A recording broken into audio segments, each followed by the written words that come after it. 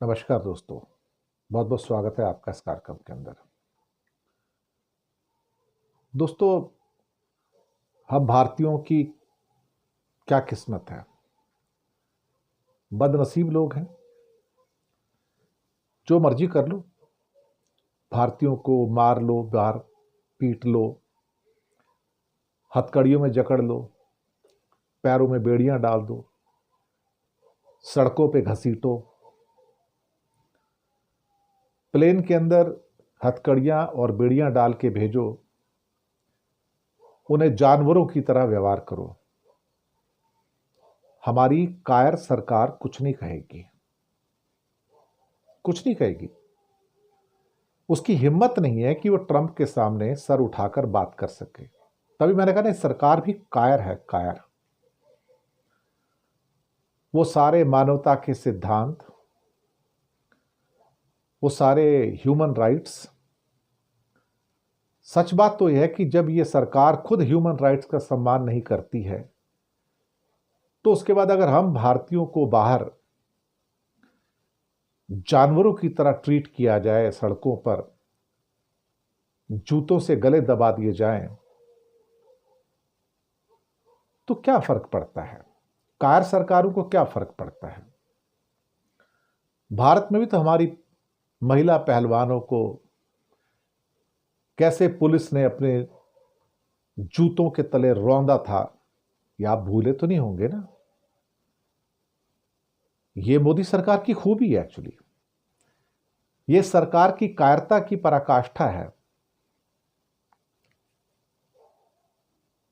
अवैध तो बांग्लादेशी भी यहां आते हैं, और भी कई देशों के लोग होते हैं। तो क्या हम क्या करें? उनके साथ जानवरों की तरह भी व्यवहार करें हम? कई अवैध यूरोपियंस भी हैं, क्या करें उनके साथ? जानवरों की तरह व्यवहार करें उनके साथ में? मुझे लगता है कि हमारी सरकार की कायरता दिन प्रतिदिन बढ़ती चली जा रही है। सरकार जानवरों से बदतर हो चुकी है। कोई एक्शन नहीं लेती, कुछ बोलती नहीं है। हमारी एम्बेसी चुप रहती है। अमेरिका में भारतीय छात्र के साथ जैसा व्यवहार किया गया, जो वीडियो वायरल हुए हैं, भारतीयों की ओर से गुस्से का इजहार किया जा रहा है। अमेरिका का दूतावास सर चढ़कर बोलता है कि हम तो ऐसे ही करेंगे, हम ऐसे ही भेजेंगे आपको। और हम कायरों की तरह चुप हैं साहब, बुजदिल हैं। कायर भी हैं, बुजदिल भी हैं, दोनों हैं हम लोग। क्या कहा जाए साहब, क्या कहा जाए? हमारी एम्बेसी कहती है हां, हमने नोट लिया इसका, वी हैव नोटिस्ड इट। और हम अमेरिका के जो लोकल अथॉरिटीज हैं, हम उसके टच में हैं।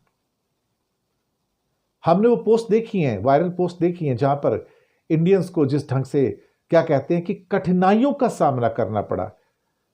इनको अपने ट्वीट में लिखने में डर लगता है, कायर को, इन कायरों को, कि उसको टॉर्चर किया जा रहा है। और फिर कहते हैं भारतीय नागरिकों के कल्याण के प्रति हमेशा प्रतिबद्ध हैं। इन्हें डूब कर मर जाना चाहिए, इस पूरी सरकार को डूब के मर जाना चाहिए। जिस ढंग से लोगों ने न्यू जर्सी के नेवार्क हवाई अड्डे से एक युवा भारतीय छात्र को डिपोर्ट होते देखा है ना, उनका दिल भी रोता है। वो लड़का रो रो कर अपनी सफाई दे रहा था, लेकिन उसकी कुछ सुनी नहीं जाती। उसको ऐसे ट्रीट किया गया जैसे कोई वो खूंखार अपराधी हो और जो हजारों का हत्यारा हो। लेकिन हमारी सरकार कुछ बोलेगी? कायर नेता, कायर सरकार, इससे ज्यादा उम्मीद मत कीजिए। अमेरिका के गुलाम है ये, और ये क्या है ना कि उनके तलवे चाटने वाली सरकार है। ये अमेरिका के तलवे चाटने वाली सरकार है, कायर सरकार। बस इतना समझ लीजिएगा।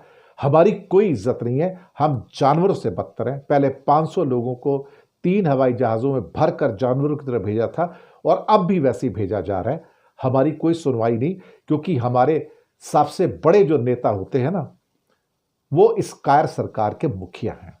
और वो ही जब कुछ नहीं बोलेगा तो बाकी कोई क्यों बोलेगा? अल्टीमेटली जो आदमी अपने देश की इज्जत नहीं बचा सकता, वो हमारी इज्जत क्या बचाएगा?